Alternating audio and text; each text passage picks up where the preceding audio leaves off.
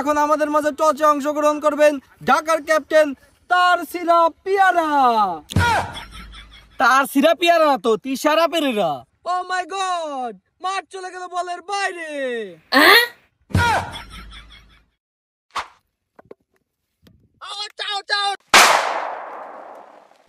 আসসালামু আলাইকুম বন্ধুরা, আপনাদেরকে আবারও স্বাগত জানাই সস্তা বিপিএল এ। This is the pitch with the আজকের match. This is pitch with the very dangerous from the batting. This is the মাটি উইথ দ্য আনা হয়েছে অনেক দূর থেকে। দিস ইজ মাটি very dangerous from the spin bowling. The লাগবে যায় মিডল স্টামে, সরি লাগবে যায় এই মিডল স্টামে। And this is the পাগলা umpire from the Pabna mental hospital.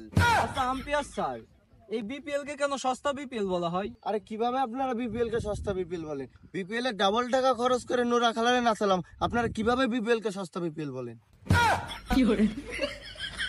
ও কাহিনী তালি এহানে নুরা খালার ড্যান্স দেখে সব প্লেয়ারের পাওয়ার বেড়ে গেছে। স্যার বাস্তব উদাহরণ হলো সাব্বির রহমান।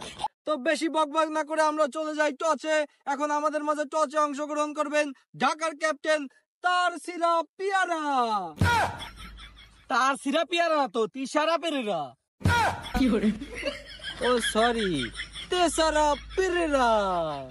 এখন আমাদের মাঝে টসে অংশগ্রহণ করবেন বরিশালের ক্যাপ্টেন বহুল প্রচলিত ডট বাবা খ্যাত তামিম ইকবাল। কি রে ভাই, তোর রাশি কই? আরে ভাই বাজেট কম। বাজেট কম ঠিক আছে, উগার যাচ্ছি আছে তুগার নাই কে। আপনি জানেন না যে ঝড়ঝাপটা যা যায় সব ঢাকার উপর দিয়ে যায়। তো যাই হোক, এখন আমরা চলে যাই টসে। আম্পায়ার স্যার প্লিজ টসটা দেন।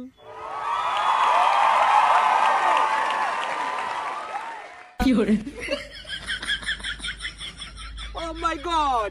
Dhaka is win for the toss. সবাই একটা হাতে তালি।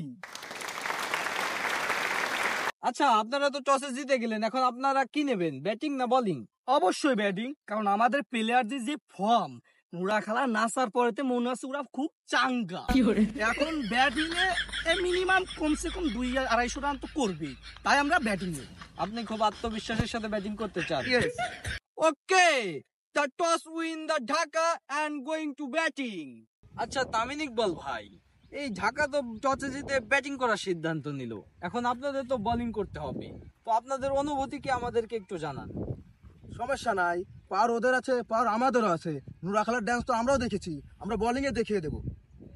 ঠিক আছে, এখন ঢাকা করবে ব্যাটিং, বরিশাল করবে বোলিং। তো চলুন বন্ধুরা দেখে আসি মাঠে কারা ভালো খেলে, কাদের পাওয়ার বেশি। ও মাই গড, এই মুহূর্তে মাঠে নামছেন ঢাকার প্লেয়ার লিটন দাস এবং তিশারা পেয়ারা।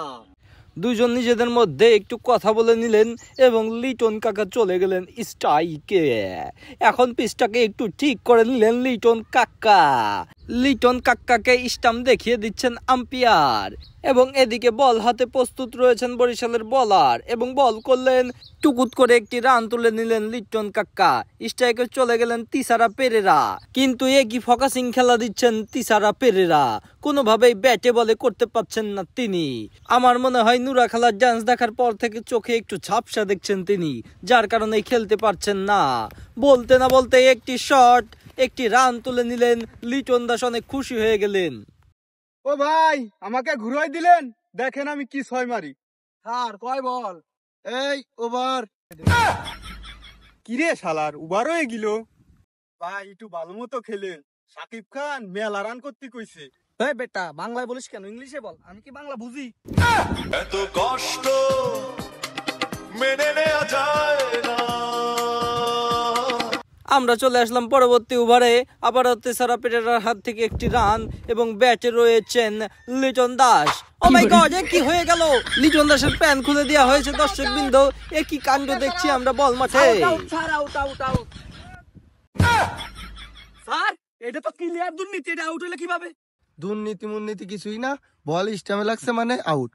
ও মাই গড, আমরা দেখতে পারলাম ঢাকার player mister Liton Das out হয়ে গেলেন ইজ্জত বাঁচাতে গিয়ে। কিছু করার নেই, এটা দুর্নীতি, তারপরে ওইটা মেনে নিতে হবে, কেননা বরিশালের নিজেদের মাঠ বলে কথা। মাঠে হাঁটি হাঁটি পায়ে উপস্থিত হচ্ছেন সেই সাব্বির রহমান, যেই সাব্বির রহমানকে সবাই পচিয়েছে গলিয়েছে। সেই সাব্বির রহমান নুরা খালার ডান্স দেখার পর জ্বলে উঠেছে, বল করলেন এবং ছক্কা।